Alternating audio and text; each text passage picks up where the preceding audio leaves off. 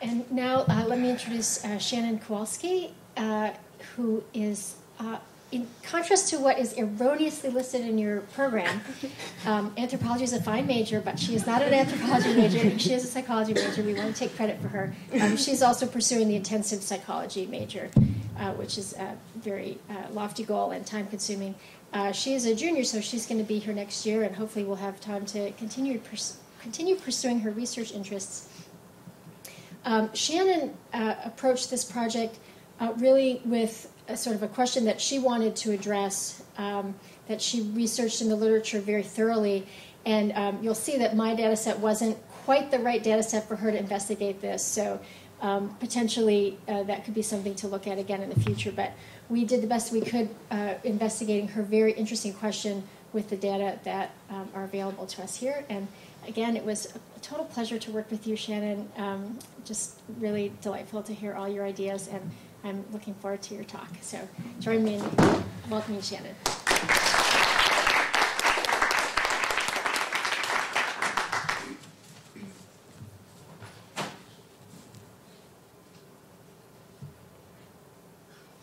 Okay, so thank you, Eileen, for that introduction. Again, my name is Shannon Kowalski. I'm a third-year intensive psych major here at UCSC. First, I would like to thank my mentor, Eileen, for your countless hours of time you've given me over the past 2 quarters. It's been great working with you, and I sincerely thank you.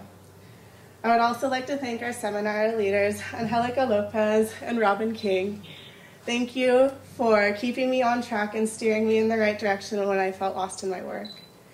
And of course, I want to thank my fellow FMP students for giving me the social support that I needed along the way, but I also want to congratulate you all on finally finishing our projects. The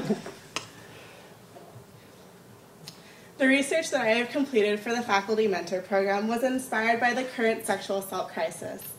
In this nation, every 2 minutes, a sexual assault is committed, and about 60% of those assaults go unreported. Additionally, 1 out of 6 men and 1 out of 3 women will experience sexual assault at some point during their lifetime. These statistics are completely disheartening and unacceptable. However, organizations like the Rape, Abuse, and Incest National Network and the California Coalition Against Sexual Assault have been created in response to this epidemic. These organizations work to spread awareness of sexual assault, to hold perpetrators responsible for their crimes, and to impede the current crisis. Yet, there are individuals who are not adequately served by this social movement, victims of sexual assault who are currently suffering from psychopathology. Research has shown that between 44 and 49% of rape victims experience post-traumatic stress disorder, and that 39% of victims meet the criteria for some other form of mood or anxiety disorder.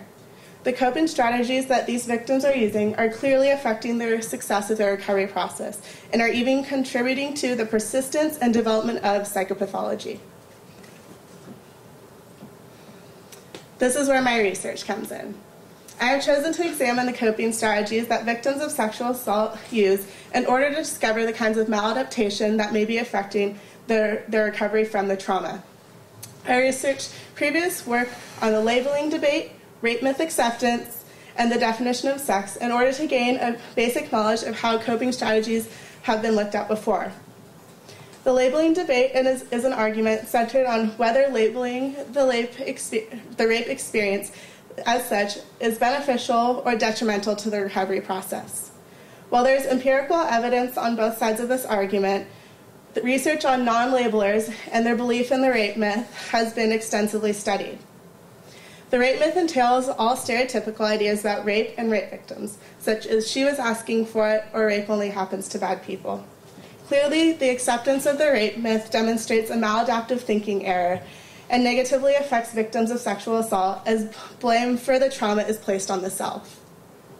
While research on the labeling debate and rape myth acceptance focus on why a victim may not consider an experience rape, work on the definition of sex has examined acts that individuals use to distinguish between sex and not sex. Definitions have been found to be complex, situational, and even conditional based upon who does what to whom. I have combined the interests of these three areas of research in order to form my research question.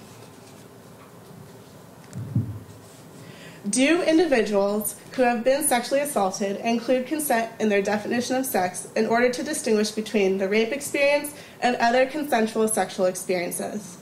I hypothesize that victims of sexual assault would necessitate consent in their definition of sex. At this point, it is important to clarify that for the purpose of this presentation, I will be using the terms sexual assault and rape interchangeably because the degree of penetration was not specific to this research. In order to test this hypothesis, I was allowed access to data previously collected by Professor Zurbriggen during a longitudinal study on the relationship between sex and power. This first wave of the study was completed in 2005 on freshmen at the University of California, Santa Cruz. The data I analyzed was collected during the second wave of the study in 2006, when the original 184 students participated in an updated version of the survey.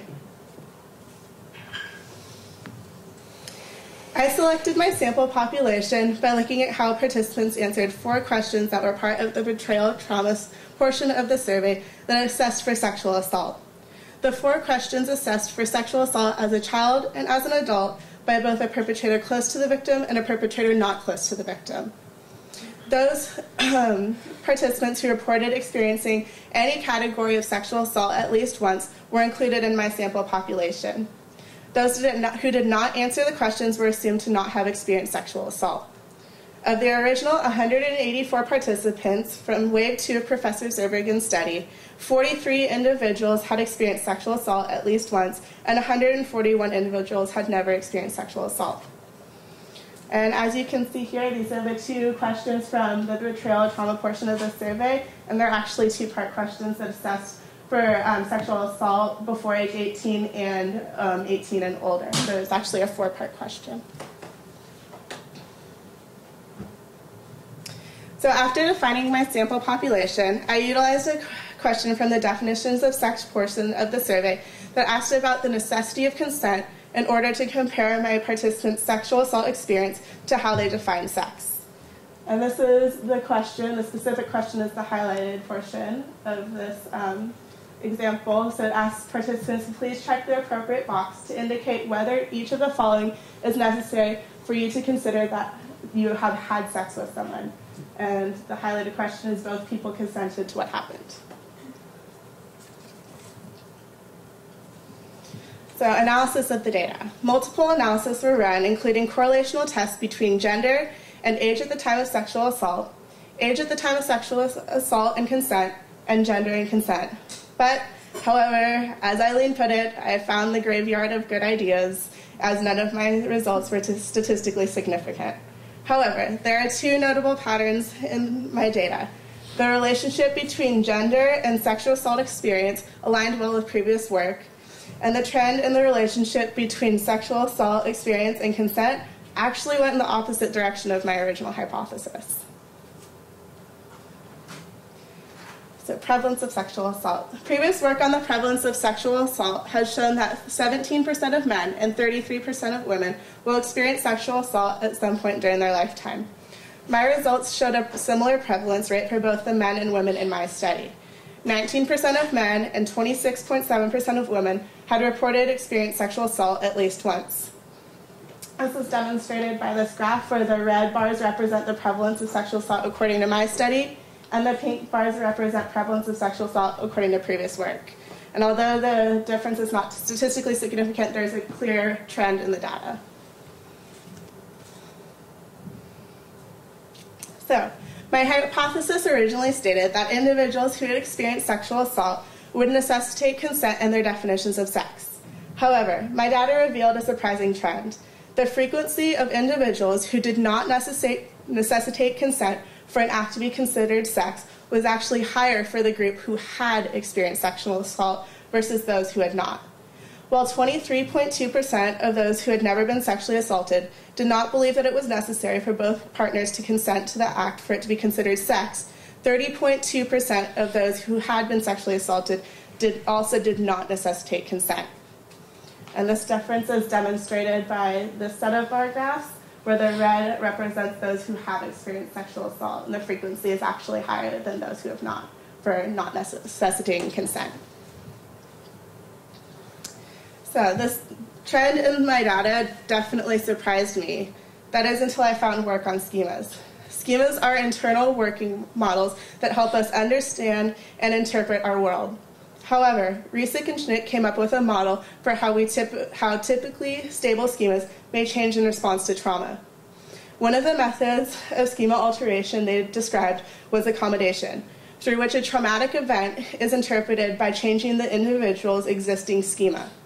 In order to make sense of their traumatic event or situation, an individual may accommodate that experience into their current schema. After finding this, it began to make a lot of sense why I found a trend in my data that represented the opposite of my hypothesis. Victims may be using accommodation as a coping strategy by altering their definition of sex to include both consensual and non-consensual sex. Thus, their schema for the physical act of having sex is altered and perhaps separated from the emotional aspect of sex in order to make sense of the rape experience. But why would a victim do this, you ask? How do you explain the unexplainable? Why did this happen to me? What did I do to deserve this? Did I really have sex with that person? These are the questions that victims of sexual assault face when attempting to cope with their traumatic experience. By altering their schematic representation of having sex, victims may be able to make sense out of an extremely confusing situation. There were definitely limitations to my study that may have affected the statistical significance of my results. I have highlighted two potential limiting factors in my work: a relatively small sample size and the lack of a more qualitative answer to my question regarding consent. Because my study was based upon data that had already been collected, I did not have the chance to seek out a larger participant pool.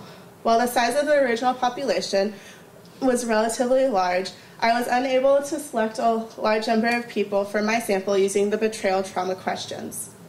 The prevalence rate of sexual assault is lower for my age group of 18 to 20-year-olds than lifetime prevalence, simply because they have not been alive for an extended period of time. Therefore, because of their age, I would have needed to solicit an even larger initial population in hope of finding more individuals that met my criteria. Additionally, the binary yes-no option for the question, which asked for a participant's opinion on consent, was limited the amount of insight we had on their beliefs. A more nuanced question that asked about how consent is negotiated or what experiences individuals had with it might have revealed more complete definitions if the response option had been open-ended or scaled. Perhaps individuals thought that consent was necessary at times, but not at others, yet we cannot know this by only implementing a yes-no response option.